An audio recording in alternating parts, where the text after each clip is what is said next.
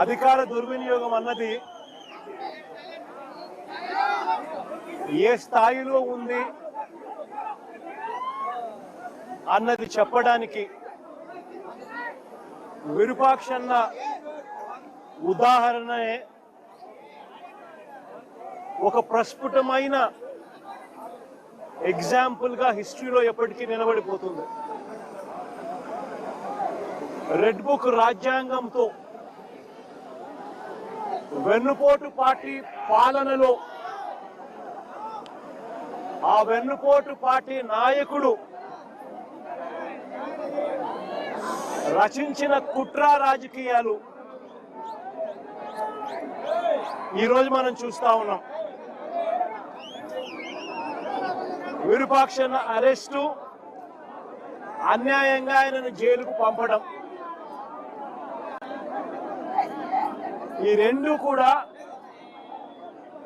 Red book రాజ్యాంగం రాష్ట్రంలో ఎలా అమలు అవుతా ఉంది అని చెప్పి అర్థం పడతాయి. ఈ వెన్నుపోటు పార్టీ పాలనలో ఈరోజు రాష్ట్రంలో పరిస్థితి ఏమిటి అని అంటే బాధితులే ఇవాళ నిందితులు అవుతా ఉన్నారు. రాష్ట్రంలో ఇవాళ పరిస్థితి ఏమిటి అని అంటే దాడికి గురైన వారిపైనే కేసులు పెడతా ఉన్నారు. ఈరోజు రాష్ట్రంలో పరిస్థితులు ఏమిటి అని అంటే బాధితులకు ఎవరైనా అండగా నిలబడితే వారిని అరెస్ట్ చేస్తా ఉన్నారు. ఈరోజు రాష్ట్రంలో పరిస్థితులు ఏమిటి అని అంటే ఎవరైనా గట్టిగా ప్రశ్నిస్తే కేసులు, ఎవరైనా గట్టిగా నిలదీస్తే ఏకంగా నిలదీసిన వ్యక్తి ఇంట్లోకి జొరబడి తాను ఎమ్మెల్యే అయినా కూడా అర్ధరాత్రి పూట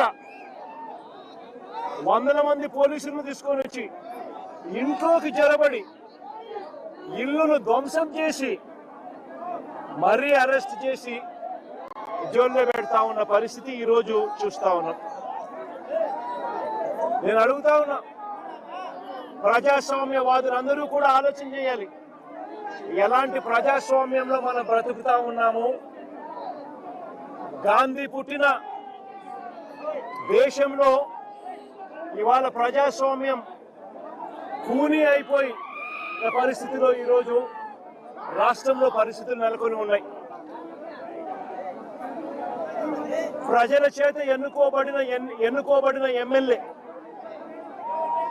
మళ్ళీ రిపీట్ చేస్తా ఉన్నా, ప్రజలు ఓటేస్తే ప్రజల చేత ఎన్నుకోబడిన ఎమ్మెల్యే పరిస్థితి ఏమిటి అని అంటే ఆయన ఇంటిపై వందల మంది పోలీసులతో రాత్రి 2:45 అంటే అర్ధరాత్రి దాటిన తర్వాత చంద్రబాబు నాయుడు గారి డైరెక్షన్ తో ఆయన ఇంట్లోకి వచ్చి, ఎమ్మెల్యే గారి ఇంట్లోకి వచ్చి ఆయన నిద్రపోతా ఉన్న సమయంలో డోర్లు పగలగొట్టి సీసీ కెమెరాలన్నీ కూడా ఎవరైనా దొంగతనానికి వస్తే సీసీ కెమెరాలు ఇంట్లో ఉంటే ఆ సీసీ కెమెరాలను ధ్వంసం చేస్తారు, తీసుకొని పోతారు. పోలీసులు చేసిన పని అది.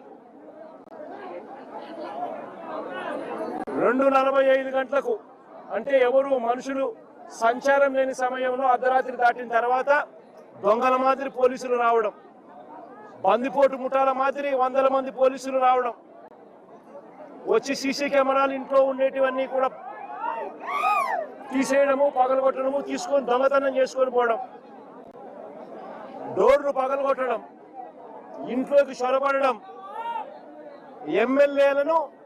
ఎమ్మెల్యేను అపహరించుకుపోవడం. నేను అడుగుతా ఉన్నా, ఎమ్మెల్యే ఏమైనా ఉగ్రవాదా అని? ఏం పగటిపూట నువ్వు నోటీస్ ఇస్తే ఎమ్మెల్యే రాడా? పగటిపూట మీరు ఏమైనా నోటీస్ ఇస్తే ఎమ్మెల్యే రాడా? ఇంట్లోనే పడుకొని ఉన్నాడు కదా. ప్రజాస్వామ్యంలో జరుగుతా ఉన్నది ఇది. ఇంకా ఆశ్చర్యం ఏమిటో తెలుసా? గంటల వ్యవధిలోనే టపా టపా టపా అని చెప్పి ఎమ్మెల్యే మీద 3 కేసులు పెట్టారు. ఒక కేసులో 34 మంది మీద, ఒక కేసులో ఇబ్బంది పెట్టే కార్యక్రమం చేస్తే, రెండో కేసులో మొదట పెట్టిన 34 మంది కాక మరో 14 మందిని చేర్చి మళ్ళీ ఇబ్బంది పెట్టే కార్యక్రమం. మూడో కేసుకు వచ్చేసరికి మరో 12 మందిని మళ్ళీ ఇరికిచ్చే కార్యక్రమం. ఈరోజు మొత్తంగా 38 మందిని రిమాండ్కు పంపిన పరిస్థితులు ఈరోజు చూస్తా ఉన్నాం. నేను అడుగుతా ఉన్నా, ఇంతకన్నా దారుణమైన ఇంకొక విషయం ఏమిటి అనంటే, ఇంతకన్నా దారుణమైన విషయం ఇంకొకటి ఏమిటి అనంటే, ఎమ్మెల్యేతో కూడా సరిపెట్టుకోవడంలా ఎమ్మెల్యే కొడుకును, ఎమ్మెల్యే తమ్ముడి కొడుకును మొత్తం అందరినీ జైల్లో పెట్టారు. అంతేకాదు మరో తమ్ముడి కొడుకును ఇరికించే కార్యక్రమం చేశారు.